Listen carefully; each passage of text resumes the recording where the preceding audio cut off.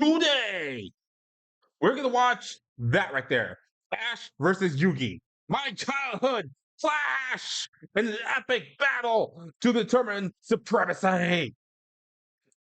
And you know what? Personally, this is one fight that I've been looking forward to because I grew up with these shows, both of these. Okay, both Ash and Yugi were my childhood heroes. Pokemon and Yu-Gi-Oh! They defined my childhood. Okay, these two define my childhood. To this day, I still play the Yu-Gi-Oh! Card game.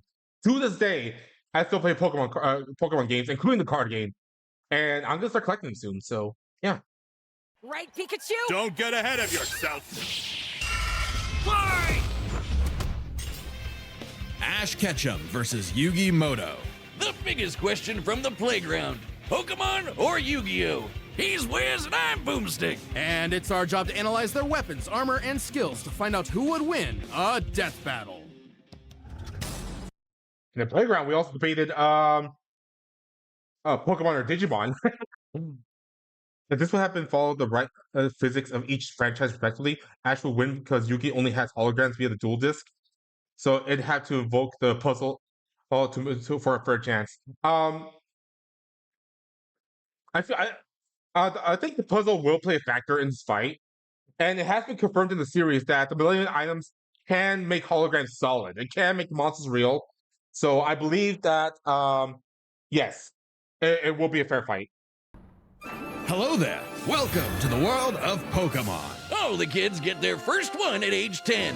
If you don't sleep in like Ash Ketchum from Pallet Town. Ash wanted to be a Pokemon master, though he didn't really know what that meant yet. How about taking down your rivals to be the very best, like no one ever was? Better than Gary and his dumb groupies. Well, Ash knew he'd find his answers at the Pokemon League tournament.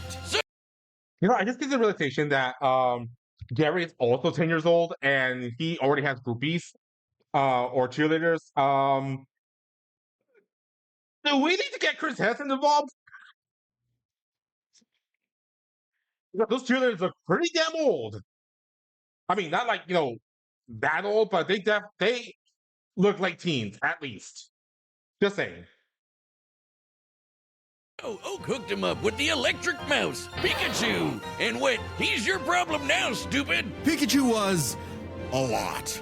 The new duo had a rocky start, but after an intense first day together, the rest, as they say, is history. 25 seasons, over 1,200 episodes, and the cornerstone of 2000s culture. Ash spent decades as a 10-year-old on the great Pokemaniac journey. We should note we are prioritizing the anime that Ash is from, which often differs from the original games that inspired it. Ash is equipped with tons of Pokeballs and an all-knowing Pokedex. That's also a Pokemon, but in a fight, Ash usually chooses Pikachu. Which, by the way, makes no sense how he has a Pokedex possessed by Rotom, and yet he never uses Rotom in battle. That makes no sense. At least in my opinion.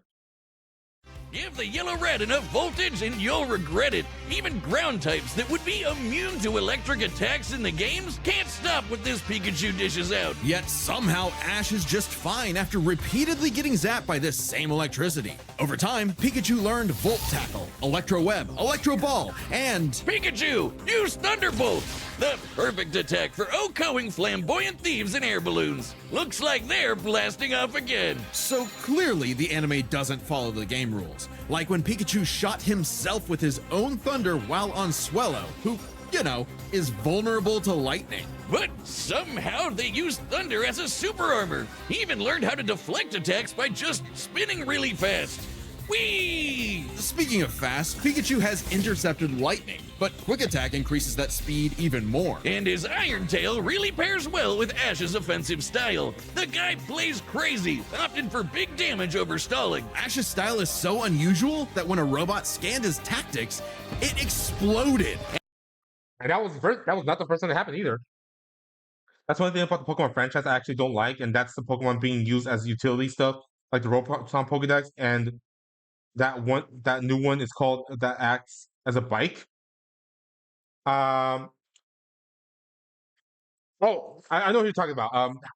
What's the name of that Pokemon? Cycler, like Unicycler, something like that.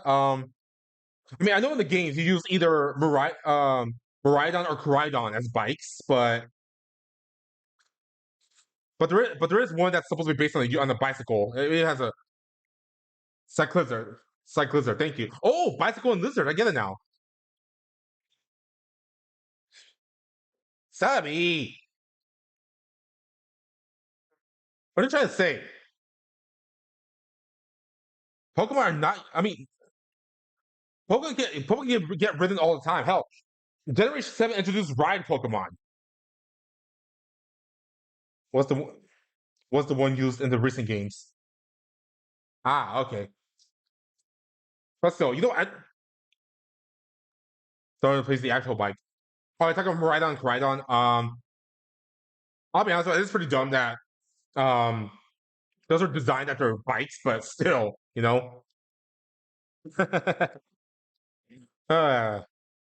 Anywho. As the great philosophers put it, if it works, is it still stupid? Ash and Pikachu's bond is magnetic and brought them new allies. Misty, Brock, Serena, just to name a few. Underneath the stubbornness and crispy bikes, they are loyal friends. For the record, I think it's been confirmed that Serena and Ash end up together, okay? We already have Trash, so also Golden Sun Spot. Oh, that was Golden Sun? I didn't play that game. I have access to them, never played them.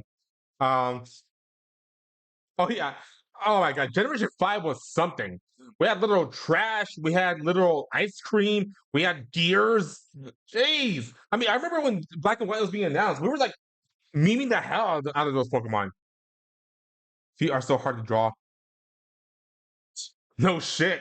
No, feet are easy. Hands are the problem. I think you'd like Golden Sun. I'll play at some point. Maybe this year. We'll see. We'll see.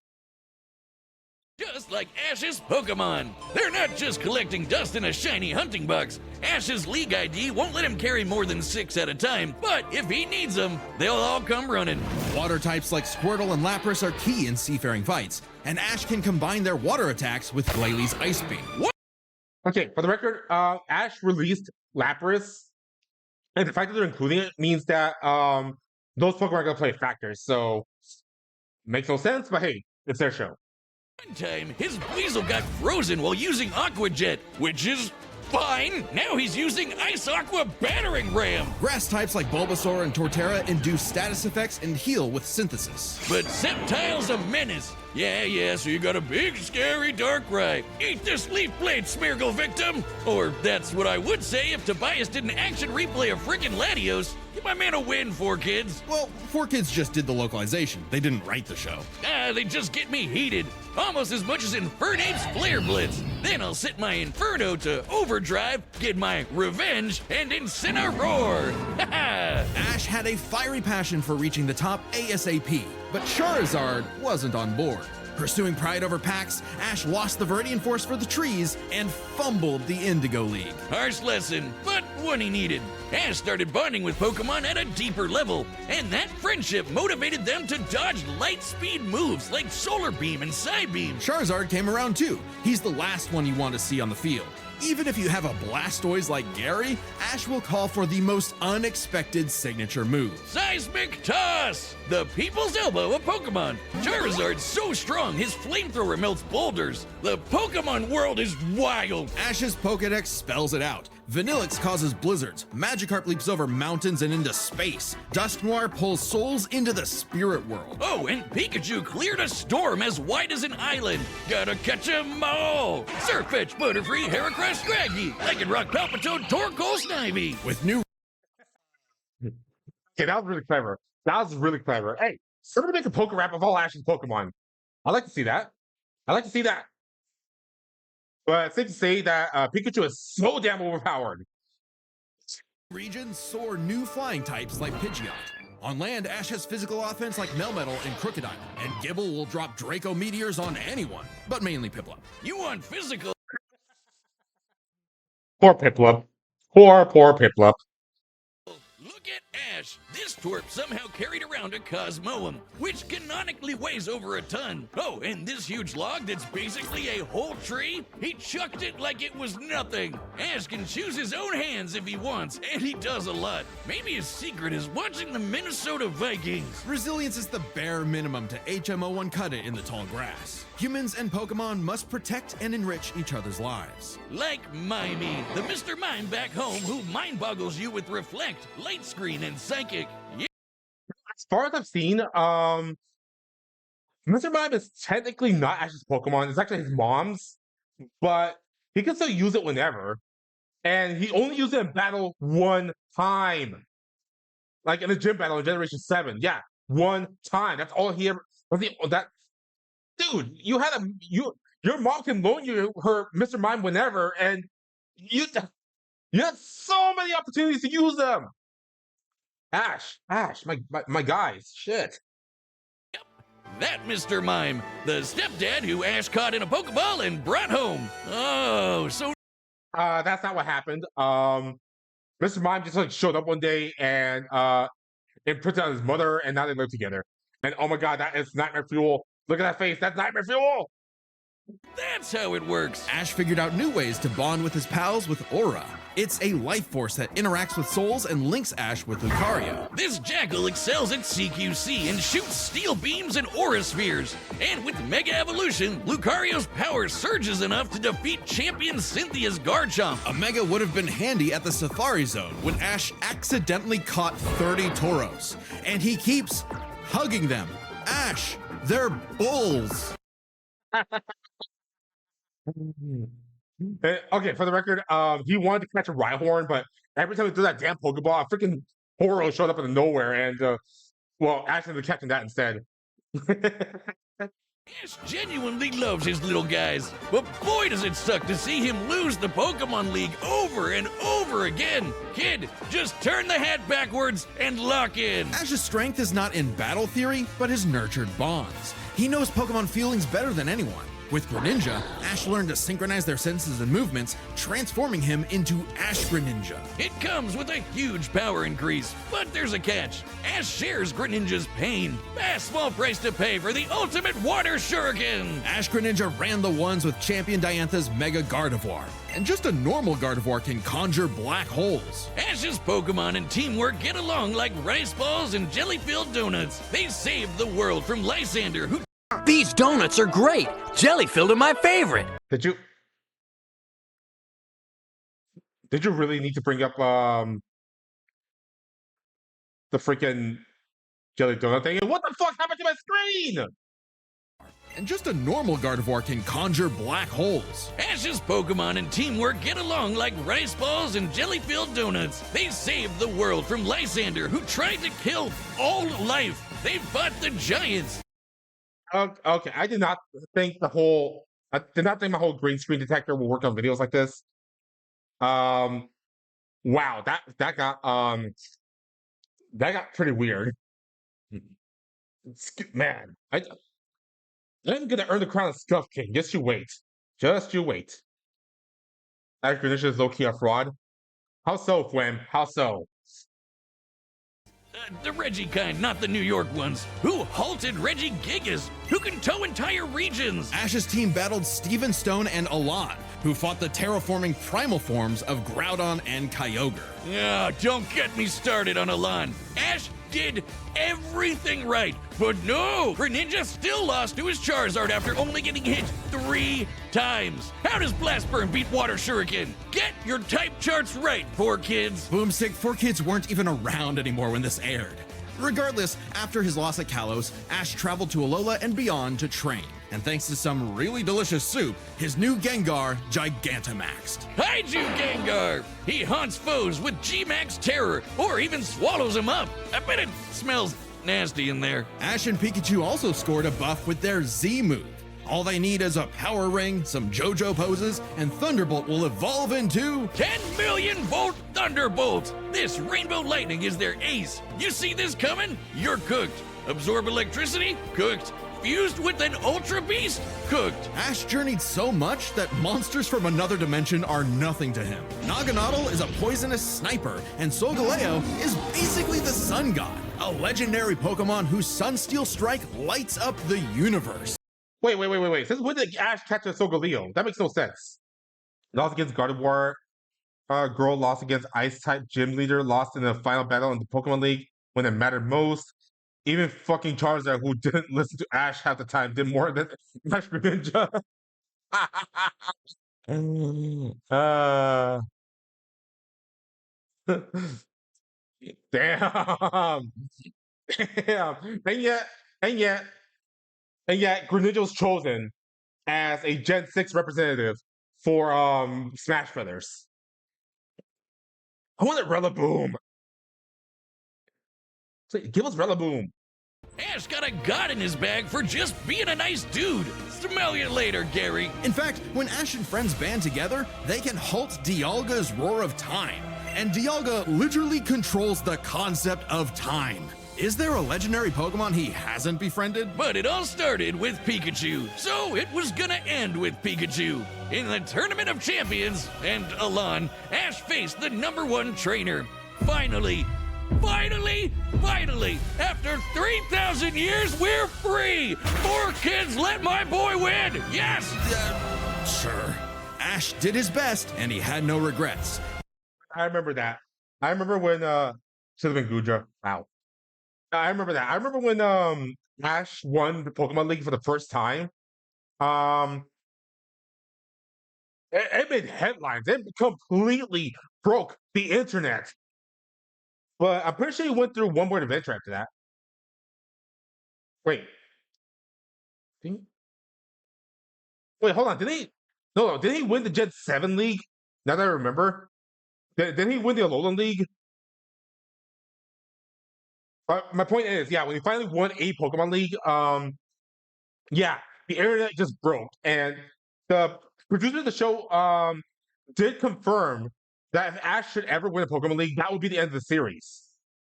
Bullshit! It was at the end of the adventure. The series is still ongoing.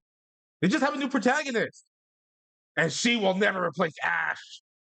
Now free to hand over his torch to new bright-eyed trainers. Ash. And he had no regrets. Now free to hand over his torch. Right to the point, right there. There's the current protagonist right there. And oh, she has a Miascarada. Nice. Very nice. To new bright-eyed trainers. Ash realized that, to him, a Pokemon Master was someone who was friends with every Pokemon. So he and Pikachu threw a stick in the air and walked the way it landed, because in the world of Pokemon, the journey continues.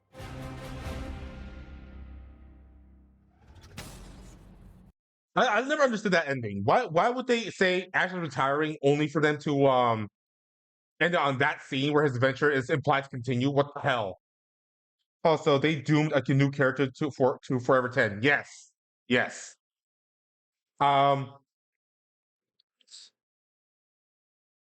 And also, I want to take this opportunity to say that if you simp over any of these characters, remember, they are 10. That makes you P3DO. Fuck it, I'm just gonna say it. Pedo! That makes you a goddamn pedo! It would make sense if they said this arc would be finished if he won. Yeah, his arc, not his whole series. Except for the canonically over 18s. Yep, they're the exceptions. Okay? If a lolly is canonically an adult, that's fine. If they're canonically children, then yes. Get yourself checked. You need help, my friend. Alright, so we just looked at Ash. Now let's look at his competition. Many a theorist have tried to solve the mystery of ancient Egypt. What was the secret to such a glorious civilization? Time travel? The divine hand? Aliens? Nah, they were gamers. Egyptians played games with sorcery. These magical ceremonies punished dark hearts with swift death. The Shadow Game. No, Wiz, they were banished to the Shadow Realm. Wink. Sadly, the way of the Shadow Game. Oh yeah, they use the Shadow Realms thing to, censor death. Like, oh, death doesn't exist. Bullshit! You don't do that to kids. But yeah, fun fact, you all guys already know this, but the whole concept of the Shadow Realm is just, 4 kids, like, censoring death, okay? Oh, they're not dead. Their souls went to the Shadow Realm. No.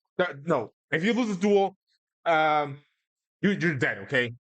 Like, let me give you a few examples. Oh, these are dark energy discs. If you touch you, your mind goes to the Shadow Realm.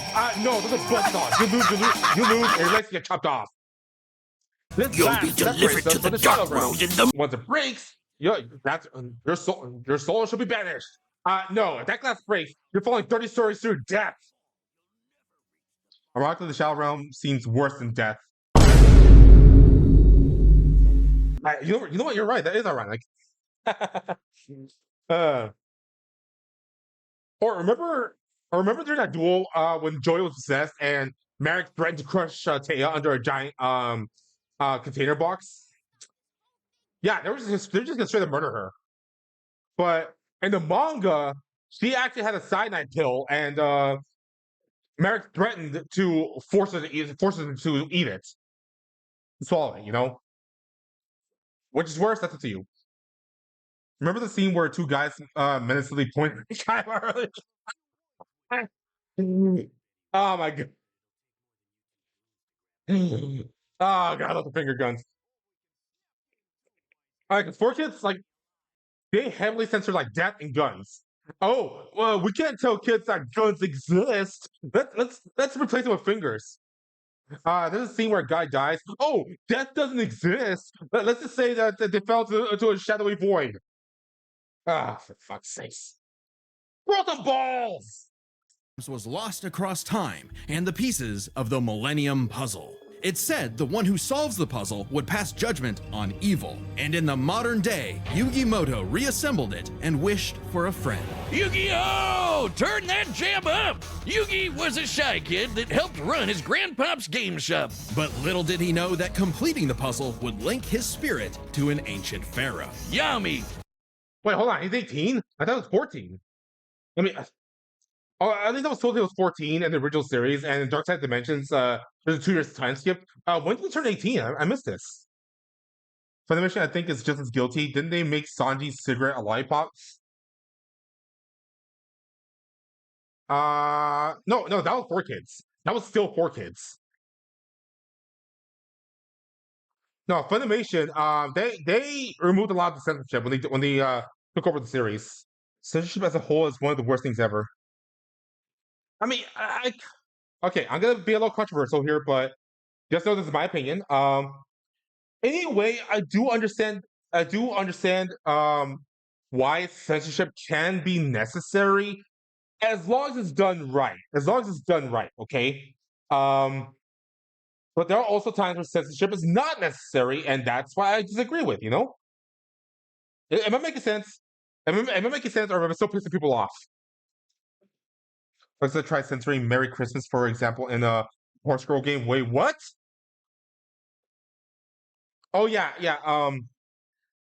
I think it's because not everybody celebrates Christmas, so in order to be diverse, they say Happy Holidays. In fact, in most businesses, it's actually required by policy to say Happy Holidays in an effort to avoid offending anybody. Because I get it, not everyone celebrates Christmas, but still. I mean, it's also on the same day you also get Hanukkah and Kwanzaa, you know?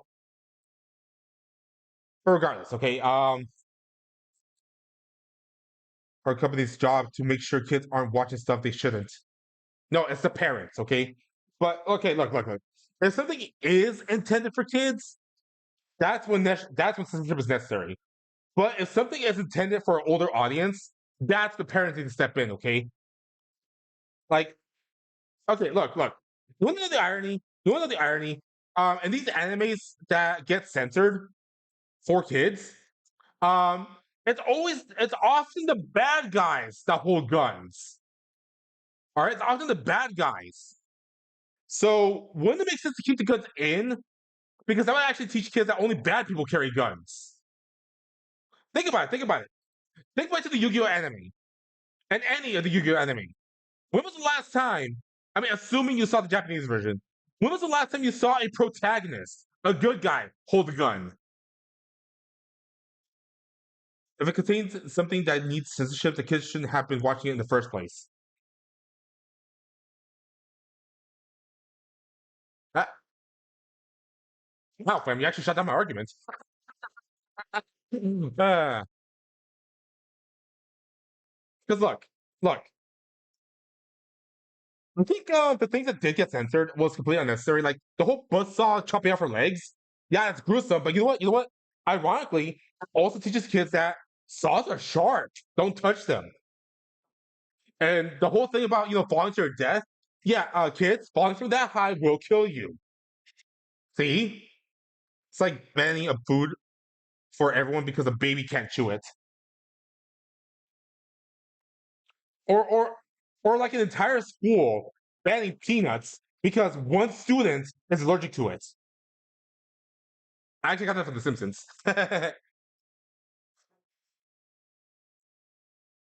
This actually reminds me of the time when this lady went on the news and advocated for banning clapping at public events because it would like overstimulate autistic kids. She suggested jazz hands instead of clapping.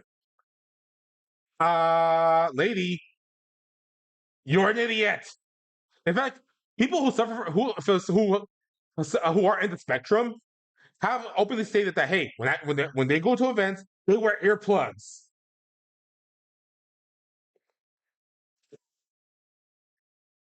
Man, I feel like people are getting dumber.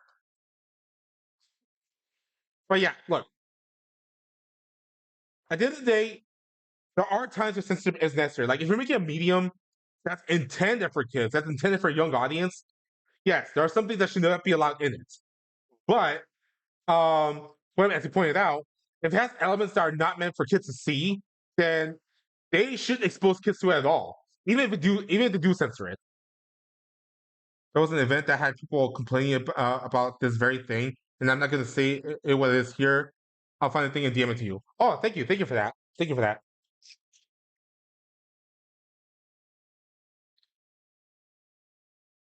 But now that I think about it, like I said, now that I think about it, yeah, removing guns, removing buzzsaws, removing like harmful things from the Yu anime when it was being done before kids, a lot of it was pretty stupid. They should have kept it because again, only the bad guys wear guns. Saws are sharp. Big falls kill you. Okay. Oh my god. And don't get me started Pokemon. Pokemon is not out of the woods either because they actually removed entire episodes because of guns. Because they had things that kids should not see, Just don't include things that aren't kid friendly in kids shows. See?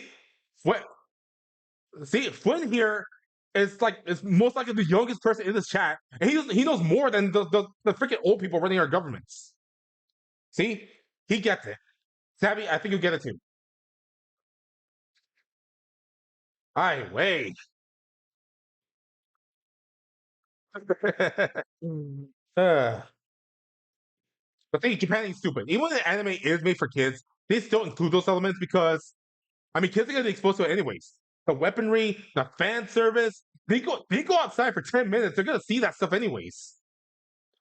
So it's up to the parents to educate them on this stuff, Not the governments.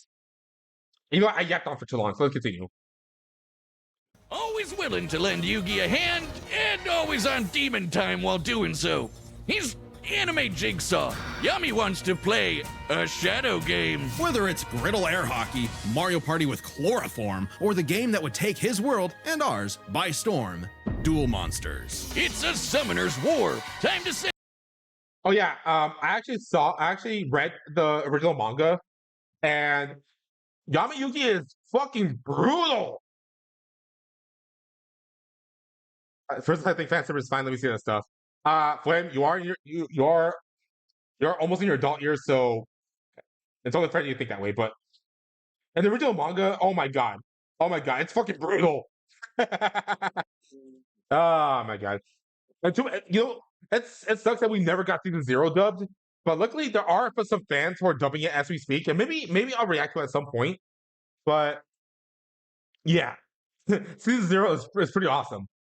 Monsters to the graveyard and take your foe down to 0 life points. When Yugi's grandpa was kidnapped by the deranged CEO Seto Kaiba, Yugi knew it was time to knock him down the only way he knows how, playing a children's card game. And for his L, Kaiba was given a penalty game. Lose or cheat against Yami at your own peril. With the puzzle, Yami can punish you in some seriously messed up ways. Illusions of being set on fire, swapping your soul, or the infamous Mind Crush. The Millennium Puzzle does far more than force hallucinations. It brings monsters to reality, forms barriers, manipulates probability, and seals away spirits. You can't buy this. It and 6 other Millennium items are juiced up by ghosts. Despite Yami's retribution, Yugi wasn't aware of this darker half. Yami had amnesia, so he didn't know himself either. But after a run-in with enemy Millennium Ring user Dark Bakura and some seriously hardcore LARPing, Yugi and Yami learned. Oh my god, look at them, they're pretty adorable. They're so cute! Sorry, I was distracted the past 5 minutes. Heard my name, but don't know the reason. Also send you the thing, but don't watch it on stream, as ridiculous as it is. Thank you for sending it to me. I was just commenting how cute these guys are. I think the original name for Duel Monsters was called Magic and Wizard or some shit like that. But yeah. Oh boy. Each other's shtick and made the dynamic duo. With friends Taya, Tristan, and their left leg Joey, Yugi and Yami were ready for anything. Because Yugi had a great early deck. Monsters for offense, spells for effects, and traps for setups. Oh, and Exodi... Oh, there they go. Okay, if Yugi's deck is so good, why isn't it the meta? Put me in, coach. Face my 2,000 card deck. Oh my... I can't believe they made a reference to that. I can't believe they made a reference to that. Oh my god. So funny story. Back in the early days, there actually was no limit to how many cards you could place in your deck. You could have as many cards as you wanted. So these guys went into an official tournament, and yeah, they had no deck limit. So these two guys came in, built a deck consisting of, I kid you not, exactly 2,222 cards. And they actually played with it. And my god, shuffling it was a bitch and a half. So these guys came in and basically ruined it for everybody, because ever since this day, Konami made a ruling that only 60 cards is the maximum. But players still prefer around 40 card decks, you know? And also, I think the deck was based around shuffling it every 10 seconds. Oh yeah, that was a lot of searchers in that deck. A lot of searchers. And the funny thing is, when they were doing like filling out the paperwork to I've actually been to regionals before, and you do have to fill out some paperwork, and you have to like write down every card in your deck that you'll be using. So they actually adhere to the limits, you know, like 3 copies of every card, and if anything was limited, they would adhere to that too, you know. So I did follow the ban list. They did the 3-card limit, and they filled out like 20 sheets of paperwork to put. And yeah, it was a mess. It was a freaking mess. 1,000 card deck. Don't be too quick to judge. Yugi's a very clever strategist. His style works best at maximizing the use of so-called terrible cards. Yeah, cool story, Wiz. But what's he gonna do about the 3 blue eyes Kaiba's got aiming at his dome? Simple. Summon the monster card Karibo and have him multiply. With a 1,000 strong meat shield, a dragon's breath is a gentle breeze. Well, okay. Didn't know Yugi had that dog in him, but I'm about brute force. Buster Blader and Celtic Guardian are sick, nasty swordsmen. Summon Skull shoots bolts of lightning, and the giant soldier of stone can destroy moons. Time Wizard's better. It's a living clock that fast forwards or rewinds a local area of time, turning monsters to infants or wizards into wise sages. Okay. I get that Time Wizard was originally Yuki's monster, and I get that, but he never actually used it. He gave it to Joey. Joey was the one who used it. Hell, it was even in Joey's like starter deck back in the day. Speaking of wizards. Wait, Yuki gave Time Wizard to Joey, but has used it in his deck, such as in the novel Automatic Giant. We're counting that? Oh, fuck off. You can't have a Yugi deck without his right hand, Dark Magician, and his apprentice, Dark Magician Girl. Both are masters of dark magic, and Yugi often pairs them with the damage redirecting magic cylinder. That's everybody's favorite waifu. That's everyone's favorite waifu. Mine too, not gonna deny it. Now that's thinking with portals. There's support monsters too. Catapult Turtle is a bot with a cannon that literally launches other monsters. And when Yugi comboed it with Gaia and Swords of Revealing Light, which immobilizes monsters, they brought down an entire fortress. Wait, that's not how the card game works. Is he cheating? Well, we're prioritizing the manga and anime over anything else, which can differ from the real-world card game. Yugi also has tons of spell cards. Monster Reborn resurrects a fallen friend. Turn Jump is a time skip. And Pot of Greed lets Yugi draw 2 more cards, like Pot of Greed, which lets him draw 2 more cards, like... If things get dicey, he has more trap cards to level the field, like Dimension Sphinx, which reflects damage directly back at the opponent's life points. And if his monsters and life points get wiped, he can just press Ctrl-Z with Mirage Ruler to get them all back. Pair these cards with Yugi and Yami's teamwork, and nothing could stand in their way.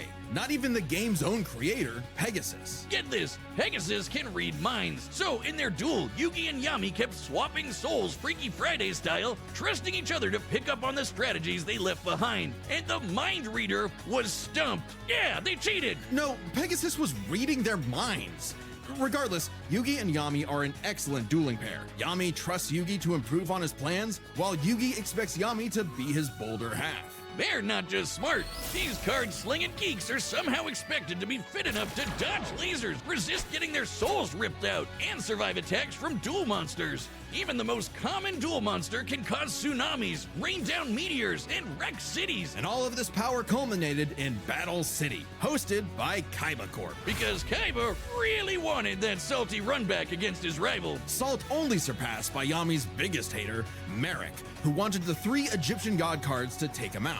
These cards were Slifer, the Electric Dragon, Roth, the God Phoenix, and Obelisk, who strikes with the power of infinity. This was a different ball game altogether, but Yugi was starting to stand on his own 2 feet. So Yami and Yugi kept dueling on in a battle city that never wants to end. Or stop bullying Joey. But to claim the Egyptian gods, Yugi and Yami had to face them in duels, pulling off some ridiculously high IQ plays. When battling Slifer, they used a handful of weak cards to create an infinite combo of attacks that went past the gods' limits. And later, Yugi combined Dark Magician and Dark Magician Girl's magic into Black Burning magic. Oh yeah, about that. Yamazaki kind of made as waifu. They've been trying to balance Pog ever since it was introduced and keep failing. Pog? What do you mean? What? Anyways, so that panel in the manga, believe it or not, that's how Yugi beat Yugi beat Merrick. In the anime, he used a card called Ragnarok, but in the manga, he used the combined powers of Dark Magician and Dark Magician Girl. Okay, and they even got made into a card, a really good card. Oh, Pot of Greed, right? Yeah, because apparently in Yu-Gi-Oh, even drawing 1 card can be broken. It's like you have to jump through so many hoops just to draw 1 card. But this is a lot in the modern game. There's just a lot of searches nowadays. You know, I do have access to a Yu-Gi-Oh game called Nightmare Troubadour, which is basically plays this format. You know, before Yu-Gi-Oh became like full of bullshit plays. So I'm gonna play on stream at some point.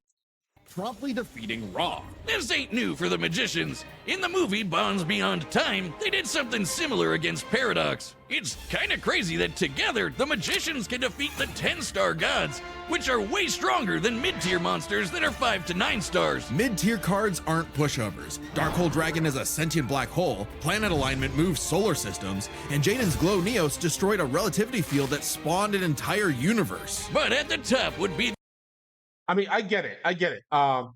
Every Yu-Gi-Oh series takes place in the same continuity, in the same universe, but Yugi himself has not been, like, featured in any of those. Well, I know he dueled against Jaden, but he was not, he was not around, like, during everything else, so hard to say if his monsters are capable of dealing with, that threats of that level, just saying. the great evil god Zork, who showed up to plunge existence into the realm of darkness. It was time for Yugi to finish the puzzle of who Yami really is. If the monsters weren't real before, they sure were now. Everyone has soul energy.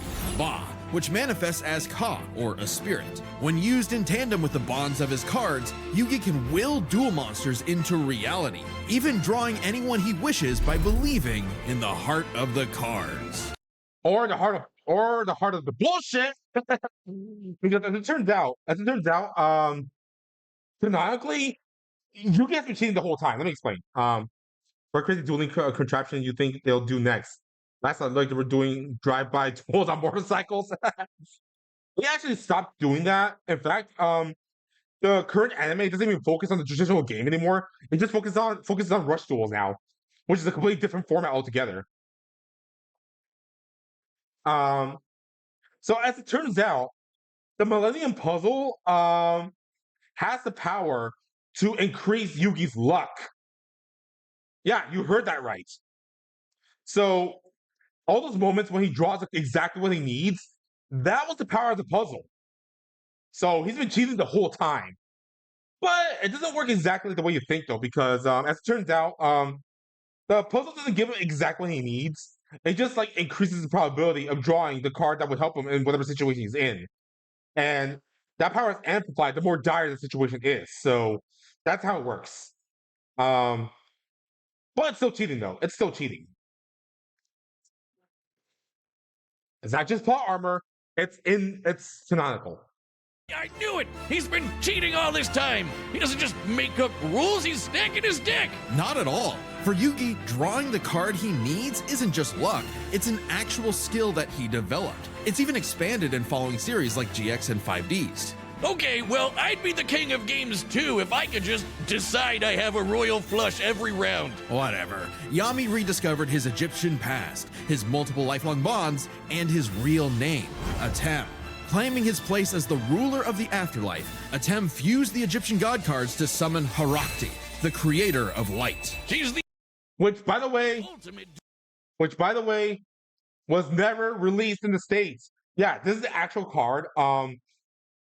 With the effect to automatically, win the game for you if you can summon it. And it was never localized, which is stupid. Stupid. And speaking of which, remember earlier when we were talking about censorship? Well, it's been confirmed that Kazumi Takahashi is actually against censorship, so much so that there's a particular card he made called Maki Maki the Magician Girl, which he refused to localize because it would require them to censor the card, and he did not want that. So that's why Maki Maki is a OCG exclusive card. So there's a card that's Exodia with extra steps. Yeah, actually, Savvy. There's actually the game actually does have like lots of other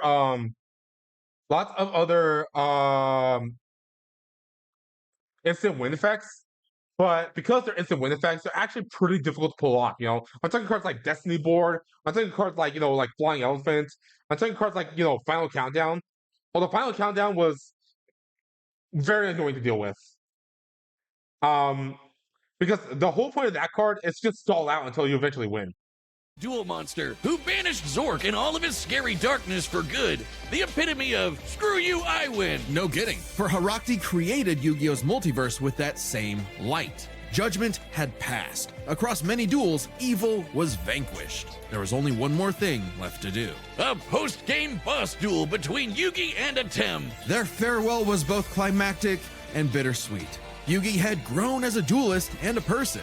His victory proved that he no longer needed Atem's help to be his bolder half. Even when Atem was an entire dimension away or busy slapping the end of existence, he and Yugi would always be bros. Okay, it should have been me, not him. I'm sorry I called you a cheater. I was jealous. You're so cool. Yugi moved on to a career in game design and passed the torch to future duelists. He would be remembered as the greatest duelist there ever was. Except to Kaiba, who tried to ascend to the afterlife to rematch Atem. Goes to show you that money can't buy you happiness, but it sure can buy you a sweet rocket ship. I swear, Kaiba is like the epitome of pettiness. Because he wants to beat Yugi for Atem so badly that he went to the afterlife to try to duel him. What the hell? But yes, by the way, that is canon. Yugi and Kaiba would eventually start their own company, and yeah.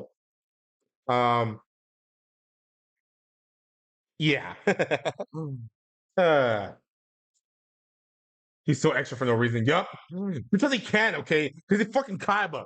If he's got the money, he's gonna flex it, okay? Kind of like the time he like stole a car. Well, he didn't exactly steal it, but he just jumped in a random ass car at a dealership. He wrote a check and said, "Here, this should cover it," and he just drove off with it. Kyle's a freaking badass, okay? There's no denying that. He's a fucking badass. There will always be another story, another duel, another game, and you won't find yourself a better opponent than the king of games. All right, the combatants are set, and we've run the data through all possibilities. Before we start, let's lay some ground rules. We're treating this as a real-time fight, much like typical battles in the Pokemon anime and duels later on in the Yu-Gi-Oh anime. And given that the rules of Pokemon and duel monsters are clearly incompatible, we'll allow them to summon anything that's reasonably available to them. It's time to death battle! So there you go, Savvy. There you go. They just laid out the ground rules, okay? His ship is modeled after the Blue Eyes, which got made into an actual card, by the way. Blue Eyes Jet Dragon. But yes, there you go, Savvy. That's gonna be the rule. You just read the ground rules. That's what's gonna happen, okay? All right. This is it, people. Our childhoods clash in the battle of the ages. Blue Eyes Jet Dragon Sheesh, yep. Which is actually a really good card. It's actually a pretty good card. All right, let's do this. We've waited so long for this.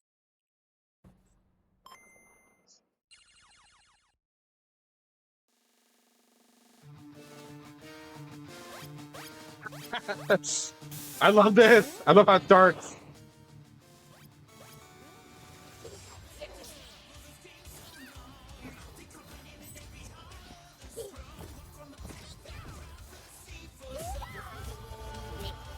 You okay, Pikachu? This 4-on-4 is tricky. Hang in there! You have Spirit, but I have Lightning Blade and Excalibur to boost my attack. And I set one card face down to end my turn. Sorry, just like Yugi Chun's like duel is pretty hilarious. Oh, and fun fact, the name of the song that's playing right now is called Millennial Monster, and it's performed by the same singer who does the Pokemon theme song. Yeah, same guy. And I think that's awesome. Okay, guys, it's our turn now. Pikachu, throw him off with quick attack. Everyone else, back him up.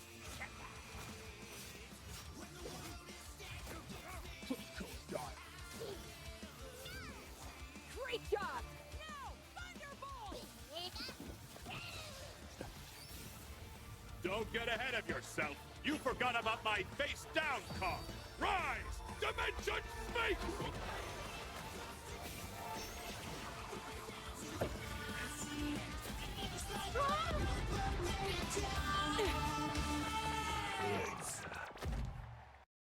Freaking crocodile.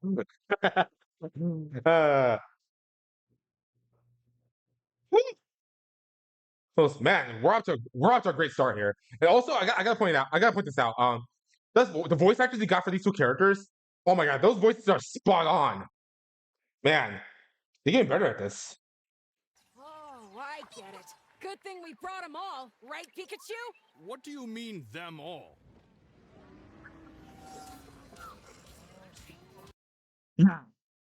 Freaking Ash brought the whole army with him. Hold on, let me pick something here. Okay, so I see Swellow, Staraptor. Over there on the right, there's Butterfree and Torkoal. On the left, I see Gliscor, and I think that's Infernape over there. And yeah, apparently brought all 30 of his Tauros. Oh, look, Snorlax. Can't forget about him. Charizard, I choose you!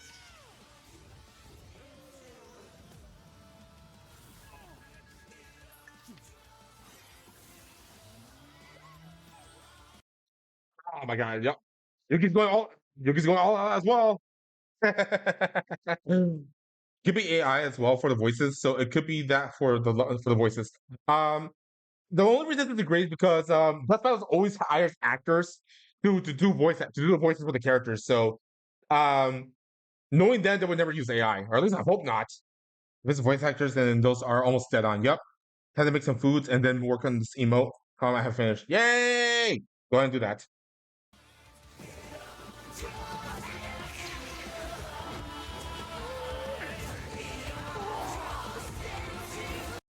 Wow, because the Guardian is dead. Hold on. I need to see something. And look at the background. Somebody blinking and missing moments here. I forget Oshawott just looking at Silent Magician. That's hilarious.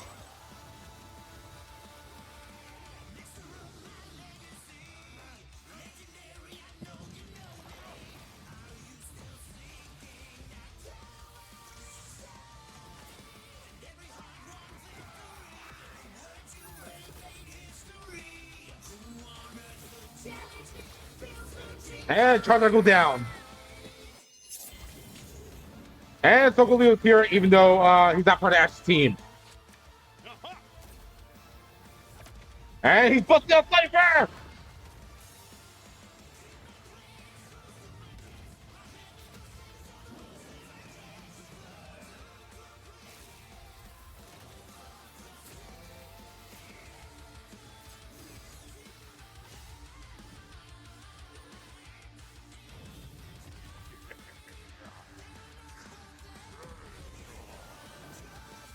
Mega Gengar's here.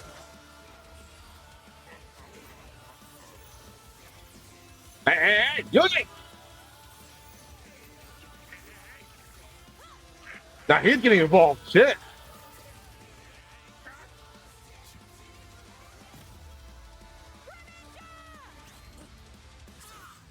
Oh!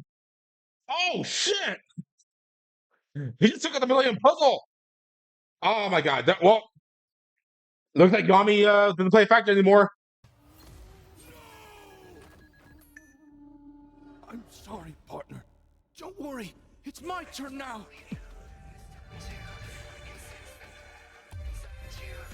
I just need to believe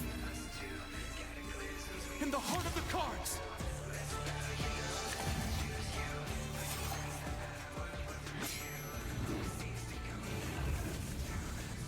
Who's that Pokemon? Araxi, goddess of light! This is it! Magicians, flash burning magic! Araxi, Joser!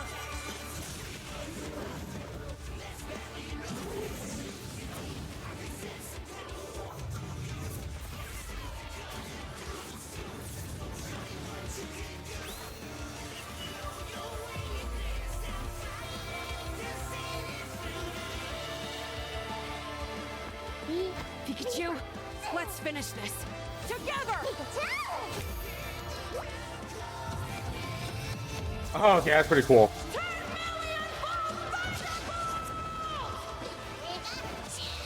It all comes down to this. You activated my trap card, Magic Cylinder!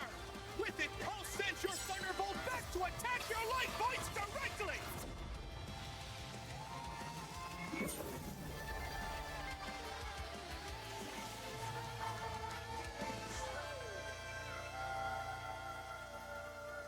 And it's all over. Yugi wins, and Ash is now stoned. That was an awesome duel, Ash. Oh my god. Well, I got punched in the childhood really hard. God damn. But you know what? That was freaking awesome. Every bit of it. And a lot of Easter eggs in this fight. I mean, you really need to examine this video in order to go through them, you know? But holy wow. Holy wow, you know. Over 20 years and I finally get to witness this. I know my goat Yugi will get it. Ah. Were there any doubts, really? Were there any doubts? This is one of the Thunderbolt Stone people. No, I think it was a magic thing. Like I think it was a magic thing from Yugi's end. KO! All Oh, my childhood. Wiz, quick, I need your tears. We can save him. There's a lot to this, so let's break it down by experience, strategy, and monsters. Starting with experience. Both Ash and Yugi have risen to the top, beating the best of the best, and traveled all over the world. But Ash traveled more, was in more tourneys, and saved the world way more often. And despite what people say, he wins a lot. Even Atem's stint as the Pharaoh doesn't tip the scale since he wasn't in charge for very long.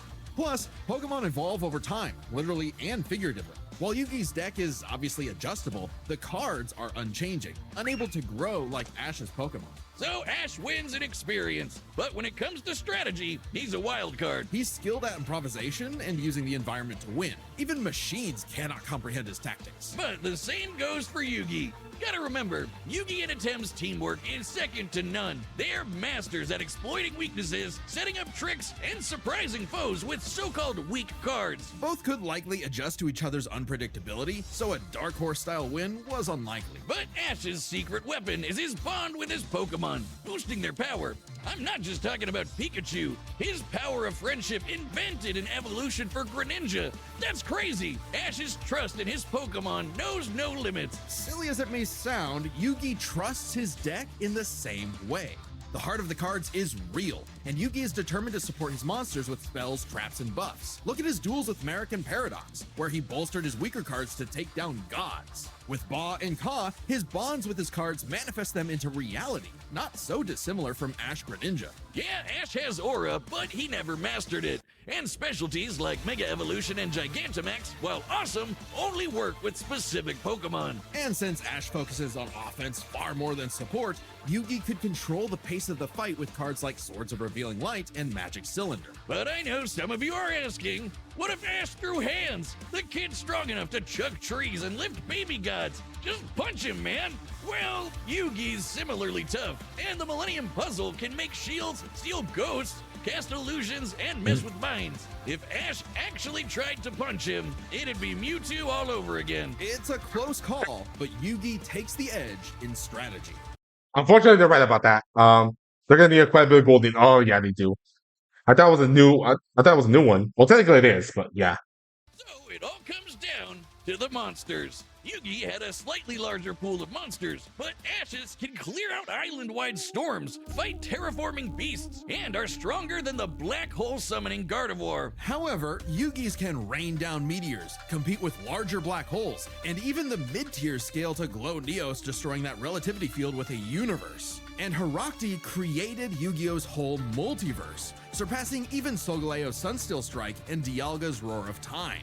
And Yugi had more than just monsters on the field. Ash's strength was also his weakness. His power was evenly spread, reliant only on his remaining Pokemon. If Mr. Mime faints, no more Psychic Barriers. If he lost Lucario, no more Mega Evolution. And so on. The longer the battle went, the less Pokemon Ash had.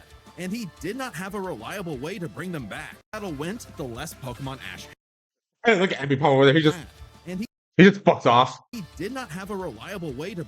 And I like this little detail right here. How you see the Beast Ball for Nuggalito and that Lure Ball for Totodile. Since I think those are the only times Ash uses different Pokeball for those Pokemon. Bring them back. He doesn't carry revives on him, and even then, reviving Pokemon in the anime is entirely different from the games. Meanwhile, Yugi had cards like Mirage Ruler and Monster Reborn that could instantly recall powers he's lost. And he can, bend fate to draw whatever card he wants. And we didn't even cover them all. Really, Yugi's deck has no pathetic cards. Exactly. Yugi's versatility and power swept Ash's options, giving his monsters the lead. He just needed the right moment to knock Ash stone cold. That was a good attempt at a pun, Wiz. You might not think it's Pharaoh, but Ash got Yugi owned. The winner is Yugi Moto. Yeah, the puns. But overall, I mean, either way, it was gonna hurt my childhood. But overall, that was an amazing battle, and what a way to end up a season. And even though we're gonna have to wait a long time for another death battle, it'll be worth the wait. Because I feel like the show just gets better and better every time.